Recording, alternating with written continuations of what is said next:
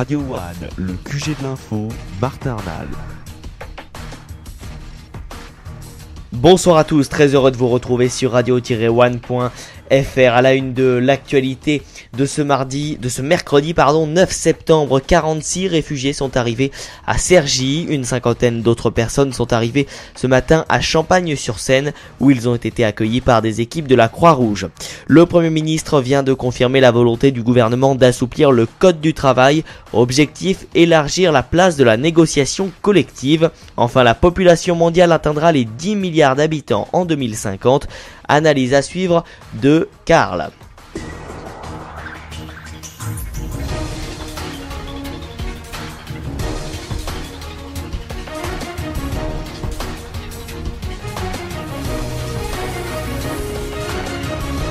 Le QG de l'info.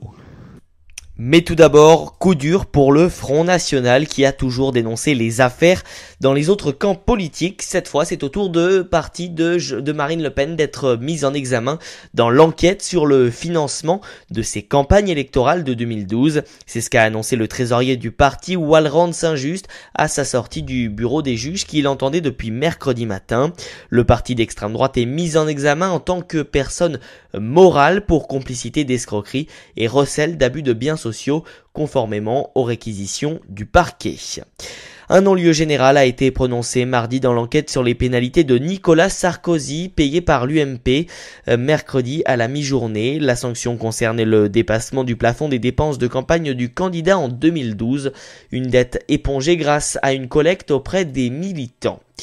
Je vous le disais donc en titre, après négociation avec les partenaires sociaux, le projet de loi de code de travail sera présenté à la fin de l'année et les parlementaires devraient achever son adoption mi-2016. Voilà ce qu'a déclaré Manuel Valls lors d'une conférence de presse. Le principe de cette réforme du code de travail, plus de souplesse, pas moins de protection. Selon lui, ce code du travail est devenu trop complexe, mais Manuel Valls a prévenu, pas question de modifier le seuil de déclenchement des heures supplémentaires et donc la durée du temps de travail, le contrat CDI ou le SMIC. Il écarte ainsi une piste potentiellement explosive envisagée par la commission Combrexel. Le Premier ministre a également annoncé des mesures radicales pour diminuer le nombre de branches professionnelles. Enfin, la nouvelle ministre du Travail, Myriam El Khomri, sera chargée de mener une concertation approfondie sur le sujet avec les organisations syndicales et patronales avant la conférence sociale des 19 et 20 octobre prochains. Toujours en économie, la Commission européenne a donné son feu vert au rachat par l'américain General Electric de la branche énergie du groupe français Alstom pour près de 12 milliards et demi d'euros. Accord également des autorités américaines de la concurrence. C'est donc une nouvelle aventure industrielle qui commence.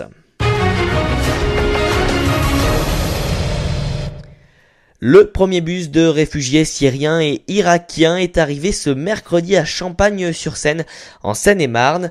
Partis de Munich hier soir, ils ont parcouru 850 km pour arriver en France. Un moment d'intense émotion tant pour les nouveaux arrivants que pour ceux qui les ont accueillis à la descente du bus. Et en attendant, ce sont des habitants de Champagne-sur-Seine qui sont venus les accueillir. Ils leur ont offert leur aide, de la nourriture, des habits, mais cette solidarité n'empêche pas l'inquiétude. Un des habitants se demandait d'ailleurs ce matin pourquoi les autorités s'occupent-elles des réfugiés et pas de ceux qui souffrent en France. D'autres se demandent même si ces réfugiés ne vont pas causer des troubles dans le quartier. Reportage dans la banlieue lyonnaise de Fawzi Trita. À Saint-Priest, près de Lyon, Gilles Gascon, le maire Les Républicains, ne veut pas accueillir de migrants et c'est une attitude responsable selon lui. L'État a un grand cœur, mais j'ai un devoir de pouvoir répondre aux 5000 demandes de logement dans ma commune qui ont été faites sur l'année 2014. Donc j'ai le devoir de répondre en priorité au sans prio. Il propose de répartir les migrants dans les villes qui en ont les moyens. Et il s'interroge. Certains pays du Golfe auraient peut-être pu ouvrir leurs portes. Ils auraient pu montrer l'exemple. 20 km plus loin, Rieux-la-Pape, une commune multiculturelle, 90 nationalités, 87% de logements sociaux et déjà, depuis quelques mois, 60 places réservées à des demandeurs d'asile. Alexandre Vincendet, le maire Les Républicains, estime avoir assez contribué. Nous avons pris notre part et à un moment, stop. Rajouter de la misère à la misère, ça ne marche pas. Aujourd'hui, quand vous avez une commune et que ces personnes qui habitent dans ces quartiers populaires vous disent les yeux dans les yeux, monsieur le maire, il y a trop d'étrangers dans mon immeuble et ça arrive que des personnes issues de l'immigration de la première ou deuxième génération me le disent, à un moment, je crois qu'il faut se poser d'autres questions. Les deux élus ne sont en revanche pas opposés à ce que des particuliers hébergent des migrants chez eux, sans pour autant les inciter. À Lyon, Fawzi Trita, France Info. Le nombre des morts sur les routes a encore augmenté en août, avec 335 personnes tuées en 30 jours. Ces chiffres de l'Observatoire national interministériel de la sécurité routière viennent confirmer une tendance à la hausse depuis le début de l'année.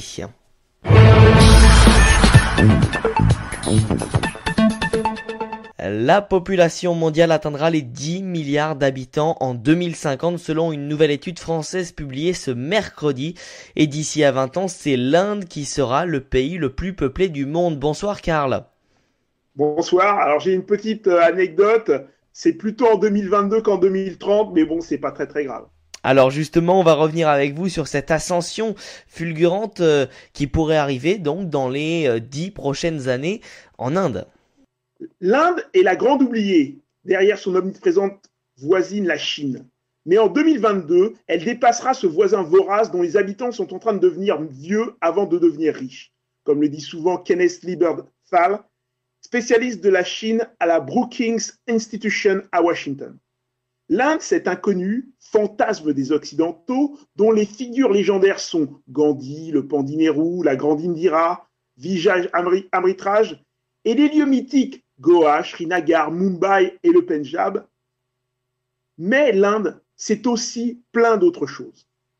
Selon des chiffres révisés qui ont surpris, la croissance économique indienne devrait en effet atteindre 7,4% pour l'exercice en cours 2014-2015, soit un rythme plus rapide que celui de la Chine. L'Inde bénéficie notamment de la baisse des prix du pétrole, dont elle est l'un des principaux importateurs. En un an, l'inflation a nettement ralenti, passant sous la barre des 5%. Christine Lagarde a d'autre part salué le projet de budget 2015-2016 récemment présenté par le gouvernement indien, y trouvant un bon équilibre entre croissance et finances publiques. L'accent est mis sur l'augmentation des financements des infrastructures publiques dans un cadre budgétaire responsable, a-t-elle expliqué au Times of India. La société d'audit PricewaterhouseCoopers a publié une étude intitulée Future of India, dans laquelle elle récapitule les grands défis de ce pays continent de plus d'1 milliard d'individus si elle vise le podium mondial à l'horizon 2030. Le cabinet rappelle qu'en 20 ans, le pays a enregistré une hausse de 1000 milliards de dollars de son PIB à 1800 milliards en 2014, d'après la Banque mondiale. Consécutive à l'émergence d'une importante classe moyenne. Dans cette étude, PricewaterhouseCoopers estime que l'Inde peut accélérer et atteindre un rythme de croissance annuel moyen de 9%, ce qui la conduirait à augmenter son PIB de 10 000 milliards de dollars d'ici 2034. Des chiffres qui font rêver François Hollande. Sous le chapitre intitulé « Comment faire des défis annuels les opportunités de demain », le groupe d'audit place la démographie comme l'une des plus grandes forces du pays, rappelant ainsi le modèle chinois. La population indienne a franchi il y a peu la barre des 1,2 milliards d'habitants et atteindra bientôt les 1,5 milliards. Forte d'une population très jeune, 65% de la population a moins de 35 ans, l'Inde devra créer 10 à 12 millions d'emplois par an si elle veut consolider le poids de sa classe moyenne. Celle-ci pourrait ainsi atteindre 600 millions d'individus en 2021 contre 470 millions en 2010. Pour offrir une main-d'œuvre qualifiée et en bonne santé, l'Inde devra fortement investir dans les infrastructures locales. Pricewater estime qu'il manque 500 000 écoles aujourd'hui dans le pays. Elle devra également investir dans la qualité de l'enseignement si elle veut que 75% des Indiens entrent en troisième cycle d'études contre 22% aujourd'hui seulement. Le système de santé doit également être revu. L'objectif est d'atteindre une espérance de vie de 80 ans en 2034 contre 66 aujourd'hui. L'étude du cabinet d'audit évalue à 100 000 le nombre de médecins manquants et à 300 000 le nombre d'infirmiers. Pricewaterhouse préconise néanmoins de changer de méthodologie et de promouvoir la médecine préventive, les soins à domicile ainsi que les technologies de santé mobile afin de réduire de 1,2 million le nombre de lits sur les 3,6 supplémentaires nécessaires. Pour Pricewaterhouse, l'ascension industrielle de l'Inde doit passer par la montée en puissance du secteur de la distribution, un vaste chantier puisque son étude estime que 92% de ce marché est désorganisé et dominé par les petits commerces de proximité indépendants et individuels. L'enjeu est de refondre l'écosystème indien de la consommation. C'est le sujet principal. C'est le principal grief entendu depuis des années au sujet de l'Inde. Ces infrastructures sont jugées vieillissantes quand elles sont existantes. Pour Pricewaterhouse, l'enjeu des infrastructures est crucial car les deux points évoqués précédemment ne réussiraient pas sans le développement de celui-ci. Les infrastructures digitales sont particulièrement préconisées car elles vont mettre de nouveaux usages, augmenter la productivité des Indiens, améliorer les échanges et augmenter la consommation grâce à un meilleur accès aux biens de consommation. L'ambition de l'Inde est de monter sur le podium des plus grandes économies du monde et ils sont en train de s'en donner les moyens. Les 3 lions indiens vont remplacer le dragon chinois. Espérons que les produits soient de meilleure qualité. Merci à tous, bonsoir. Merci beaucoup Karl pour toutes ces précisions autour de cette démographie indienne. Retour en France, et Nicolas Sarkozy et François Fillon promettent de revenir sur la fermeture de la centrale de Fessenheim en cas d'alternance du pouvoir en 2017. Au vu de la polémique lancée mardi par Ségolène Royal sur une potentielle fermeture en 2018, les deux candidats se sont engouffrés dans la brèche. Alors sur le fond, rien de surprenant puisque Nicolas Sarkozy notamment n'a cessé de plaider pour le maintien de Fessenheim, une terre de campagne pour lui. On l'écoute. Monsieur Hollande veut la fermer. Pour des raisons économiques? Non, bien sûr.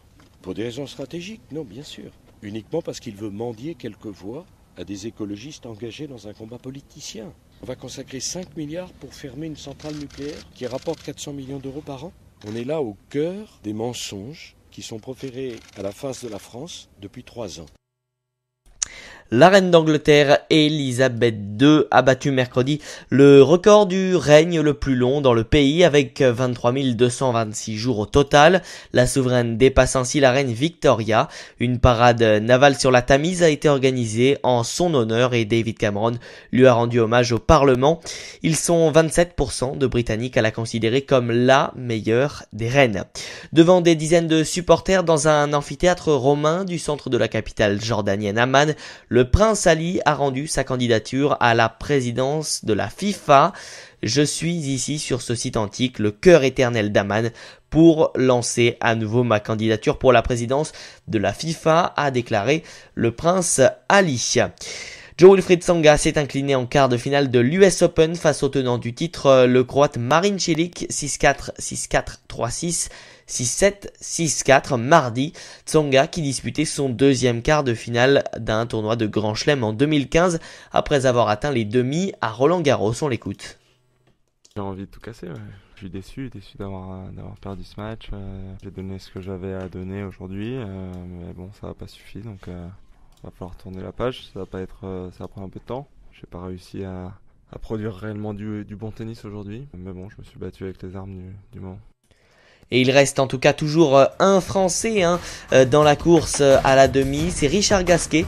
Il est face à Roger Federer, le 17e épisode qui est programmé ce mercredi en quart de finale. Et si le Français obtenait peut-être une 3e victoire face aux Suisses, l'intéressé estime que ce sera difficile face à un joueur phénoménal. Réponse dans la nuit. Et puis enfin un mot de cyclisme pour vous informer que Tom Dumoulin a écrasé le contre-la-montre de la 17e étape de la Vuelta ce mercredi. Le néerlandais est le nouveau leader du Tour d'Espagne, mais l'italien Fabio Aru a bien limité les dégâts et pointe seulement à 3 secondes au général. C'est la fin de cette émission, merci à tous et toutes de l'avoir écouté, merci également à tous ceux qui l'ont préparé. Quant à nous, on se retrouve demain pour de nouvelles actualités. Le QG de l'info.